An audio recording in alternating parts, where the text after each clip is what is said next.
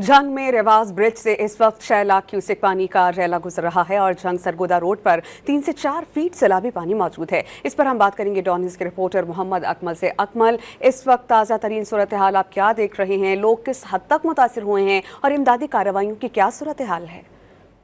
इस वक्त मतलब शाहबल के बद में मौजूद हूँ और जो